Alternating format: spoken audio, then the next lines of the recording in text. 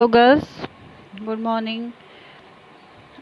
आज जो आपका टॉपिक है वो है प्रिजर्वेशन बाय हाई टेम्परेचर, मतलब उच्च तापक्रम पर संरक्षण, या फिर ये कह लीजिए कि हाई टेम्परेचर पे हम फूड प्रोडक्ट को कैसे सेफ रख सकते हैं, उनका संरक्षण कई दिनों तक किस प्रकार कर सकते हैं, इसके बारे में हम इस वीडियो में पढ़ेंगे।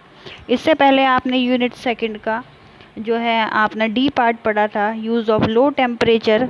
इसमें रेफ्रिजरेशन फ्रीजिंग था। अब आपके इस पार्ट में है यूनिट सेकंड के पार्ट ई में यूज़ ऑफ हाई टेम्परेचर। इसमें है आपका पास्चराइजेशन एंड स्टेरिलाइजेशन।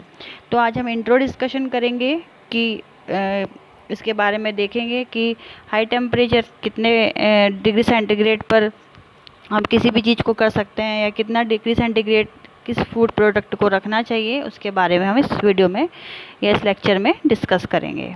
तो चलिए स्टार्ट करते हैं।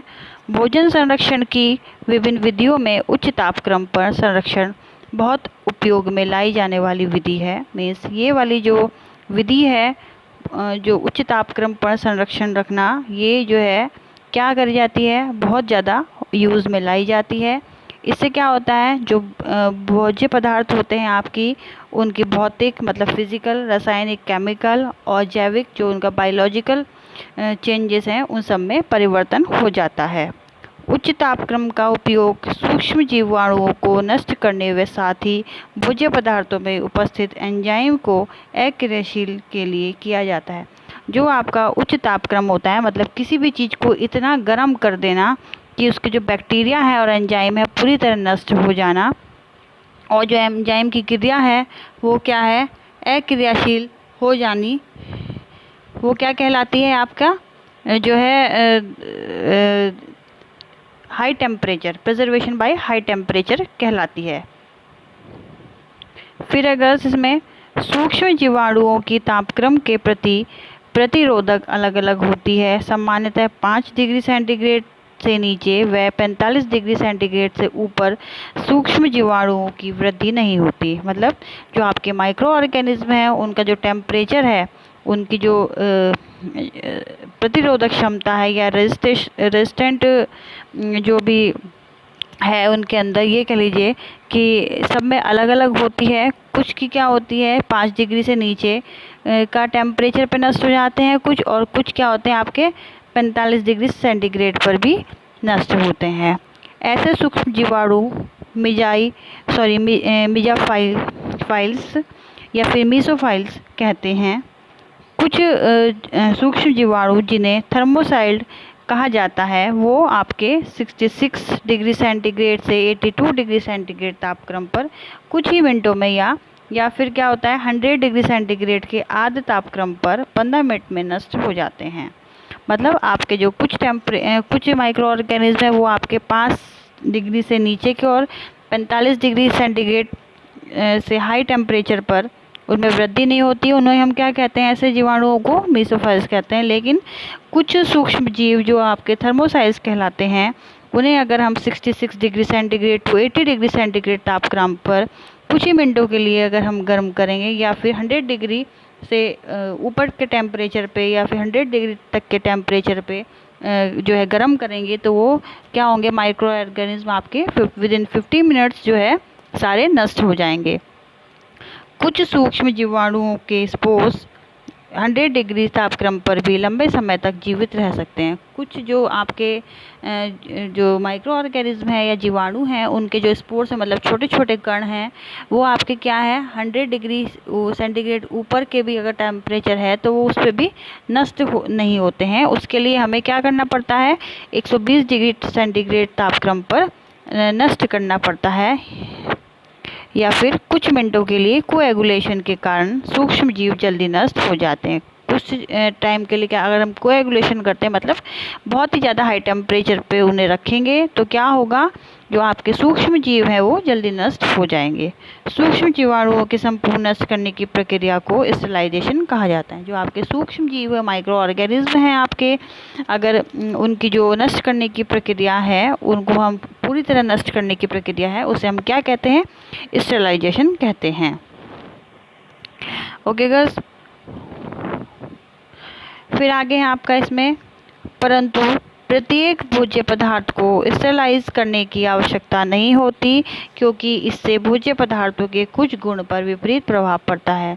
जो आपके कुछ फूड्स हैं उन्हें हम सबको स्टेरलाइज करने की जो ज़रूरत नहीं है, क्योंकि क्या है, इससे जो आपके भोज्य पदार्थ हैं उसके जो गुण हैं उन पे विपरीत प्रभाव पड़ता है। मतलब उनके जो खाने की जो टेस्ट में चेंज आ जाता है, बायोलॉजिकल इफ़ेक्ट पे चेंज आता है, आपका केमिकल जो इफ़ेक्ट है उस पर चेंज आ जाता है। तो सारे फूड्स को हम जो है हाई टेम्परेचर पे जो है इस्तेमाल, या फिर फूड प्रोडक्ट को हाई टेम्परेचर पे गर्म नहीं कर सकते हैं। अतः किस तापक्रम पर गर्म करके भोज्य पदार्थों को संरक्षित करना है, यह इस बात पर निर्भर करता है कि कितने समय के लिए उस भोज्य पदार्थ को संरक्षित करना है। जो आपका फूड प्रोडक्ट है उसको क्या है, किस टेम्परेचर पे उसको संरक्षित करना है, ये किस बात पर डिपेंड करता है, ये आपका डिपेंड करता है कि किसी भी भोज्य पदार्थ को कितनी देर तक हमें संरक्षित करना है, मतलब कितने दिनों तक के लिए हमें उसे यूज़ करना है, उसके हिसाब से ही टेम्परेचर का यूज़ किया जाता है। साथ ही इतना गर्म करना भी आवश्यक होता है कि उसमें उपस्थित रोग के रोगाणु व उनके विषाक्त पदार्थ नष्ट हो सके। और क्या होता है, साथ ही जो है उनमें जो उपस्थित रोग के जीवाणु हैं और उनके जो गर्म करते हैं जब उन्हें, तो जीवाणु और विषाक्त पदार्थ उनके नष्ट हो जाएं, इतना हमें ज़रूर गर्म करना चाहिए। फिर अगर आपका साथ ही साथ यह भी देखा गया है कि जिस भोज्य पदार्थ में जितने अधिक सूक्ष्म जीवाणु उपस्थित रहते हैं उन्हें उतने ही उच्च अधिक तापमान पर गर्म करने की आवश्यकता होती है। मतलब कुछ जो आपके फूड प्रोडक्ट हैं उनमें कुछ सूक्ष्म जीवाणु इस तरीके के प्रेजेंट रहते हैं कि उन्हें अगर हम कितना भी ज़्यादा ज़्यादा से ज़्यादा अगर हम गर्म करेंगे वो तभी ही उनके जो माइक्रो ऑर्गेनिज्म हैं उनमें से नष्ट होंगे। यही कारण है कि फूड इंडस्ट्रीज़ में जो भोजन के आरोग्य व स्वच्छता पर बहुत अधिक ध्यान दिया जाता है। यही कारण क्या है, जो आपकी अच्छी अच्छी फूड इंडस्ट्रीज़ हैं वहाँ पे इन चीज़ों का बहुत ज़्यादा ध्यान रखा जाता है। वहाँ अगर हम वो लोग अगर किसी फूड प्रोडक्ट को छूते भी हैं जिसको उन्हें प्रिजर्वेशन करना है, तो वो उन्हें छूने के लिए भी पहले ग्लव्स का यूज़ करते हैं और हेड गार्ड पहनते हैं और अपने एप्रन पहन के रहते हैं, जिससे कि किसी भी तरीके के माइक्रो ऑर्गेनिज्म बाहर से फूड प्रोडक्ट में एंटर ना कर पाए।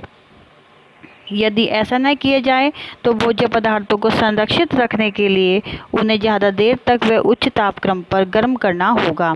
अगर ऐसा नहीं किया जाता है तो क्या होता है, जो आपके भोज्य पदार्थ हैं उन्हें संरक्षित रखने के लिए ज़्यादा देर या फिर उच्च तापक्रम पर गर्म करना पड़ता है।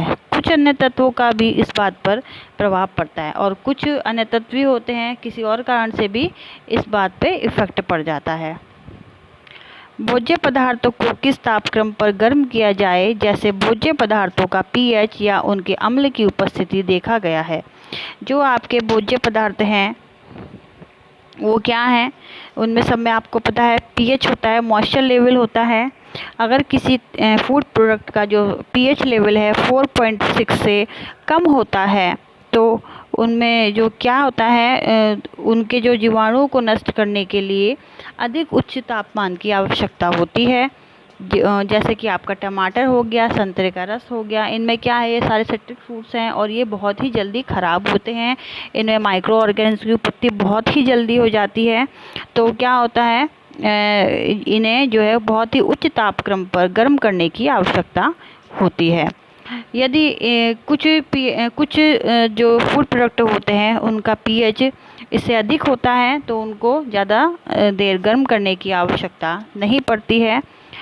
तो हर फूड प्रोडक्ट को उसका टेम्परेचर जो है उतने ही हिसाब से गर्म करा जाता है या प्रिजर्वेटिव करने के लिए उतना ही गर्म किया जाता है जितना कि उनका पीएच लेवल देख के हम मतलब फूड इंडस्ट्री में जो लोग उनका पीएच लेवल देखकर ही वो लोग करते हैं कि अगर किसी भी फूड प्रोडक्ट का पीएच लेवल 4.6 से कम होता है तो क्या होता है, आपका उनमें जो है जीवाणु नष्ट करने के लिए अधिक उच्च तापमान की आवश्यकता होती है। और अगर आपका जो तापक्रम है वो 4.6 से ज़्यादा है तो उन्हें उन फूड प्रोडक्ट को अधिक तापक्रम पर गर्म करने की आवश्यकता नहीं है।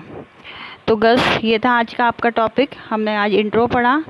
आगे के जो पार्ट होगा आगे डिस्कशन करेंगे कि उसमें क्या क्या चीज़ें होती हैं।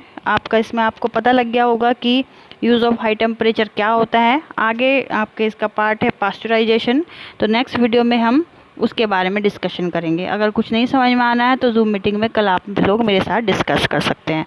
Okay girls, take care, bye.